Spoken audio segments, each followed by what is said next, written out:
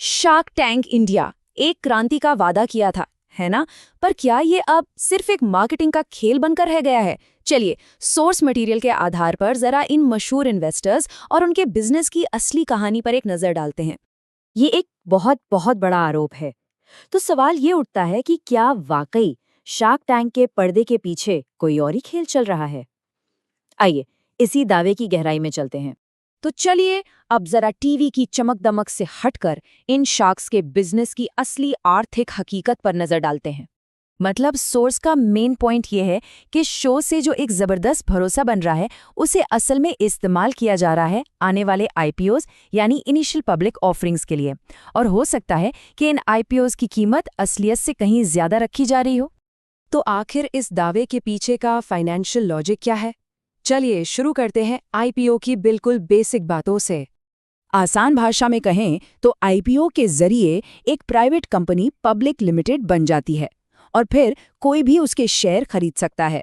लेकिन यहाँ पर ना एक बहुत ज़रूरी फ़र्क है जो समझना होगा।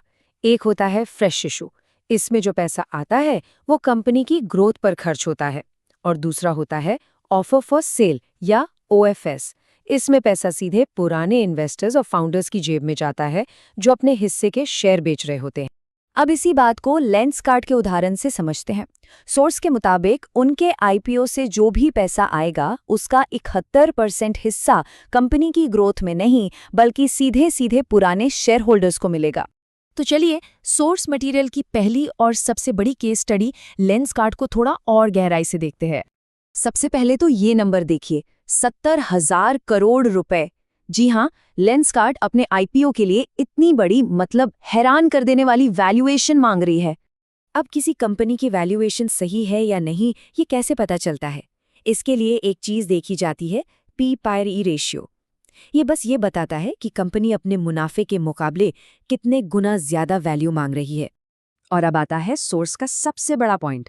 देखिए, लेंसकार्ट ने दिखाया 296 करोड़ का प्रॉफिट, लेकिन सोर्स का दावा है कि इसमें से 166 करोड़ का प्रॉफिट वन टाइम है। मतलब वो कंपनी के मेन बिजनेस से नहीं आया और शायद दोबारा नहीं होगा। तो अगर उसे हटा दें तो असली प्रॉफिट बचता है सिर्फ 130 करोड़।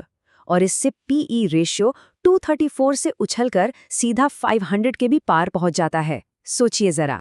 और ये तो और भी कमाल की बात है। सोर्स बताता है कि सिर्फ 3 महीने पहले अगस्त में कंपनी की वैल्यूएशन थी 8,500 करोड़ और तब पीयूष बंसल ने 52 रुपए प्रति शेयर पर शेयर खरीदे थे। और अब नवंबर में वही शेयर पब्लिक को 422 रुपए में बेचा जा रहा है, 70,000 करोड़ की वैल्यूएशन पर। सोर्स के मुताबिक लेंसकार्ट के फ्यूचर को लेकर भी कुछ सवाल हैं। जैसे वो मार्केट का एक बड़ा हिस्सा तो पहले ही ले चुके हैं, उनके नए स्टोर बंद होने की दर भी बढ़ रही है, और तो और स्मार्ट ग्लासेस जैसे बड़े मौके भी उन्होंने गंवा दिए। चलिए, अब लेंसकार्ट से आगे बढ़ते हैं और हमारी दूसरी केस स्टडी देखते हैं, बोट। देखते हैं कि क्या वही कहानी यहाँ भी दोहराई जा रही है। तो ये है बोट के आईपीओ के कुछ नंबर्स। वैल्यूएशन 13,000 करोड़, लेकिन प्रॉफिट सिर्फ 60 करोड़। और यहाँ भी वही बात, कंपनी की ग्रोथ के लिए जितना पैसा जुटाया जा रहा है उससे 2 गुना पैसा तो पुराने इन्वेस्टर्स निकाल रहे हैं। और बोट की फाइनेंशियल जर्नी देखिए जरा। सोर्स के हिसाब से कंपनी सालों से घाटे में चल रही थी और फिर ठीक आईपीओ वाले साल में अचानक से प्रॉफिट में आ गए। ये पैटर्न थोड़ा सोचने पे मजबूर करता है ना। सोर्स का दावा है कि बोट ने स्मार्ट वॉच जैसे वियरेबल्स में घुसने की कोशिश तो की, पर वो बुरी तरह फेल हुई। इस चार्ट को देखिए, उनका रेवेन्यू 783 करोड़ से गिरकर सिर्फ 30 करोड़ रह गया। बोट के बिजनेस में और भी रिस्क हैं। वो चीन पर बहुत ज्यादा डिपेंडेंट है और उनका 60% रेवेन्यू सिर्फ अमेज़न और फ्लिपकार्ट से आता है। और मजे की बात यह है कि शो में वो खुद ही दूसरों को सलाह देते हैं कि मार्केटप्लेस पर इतना निर्भर मत रहो। अच्छा, अब जरा बाकी शार्क्स के बिजनेस पर भी एक नजर डाल लेते हैं सोर्स के हिसाब से। तो इस स्लाइड पर एक क्विक समरी है। विनीता सिंह की शुगर कॉस्मेटिक्स लगातार घाटे में। अनुपम मित्तल की शादी.com, उसका फाइनेंशियल डेटा क्लियर नहीं है, मतलब पारदर्शिता की कमी है। और अश्नीर ग्रोवर का नया वेंचर क्रिकपे, वो तो पहले ही साल में बंद हो गया।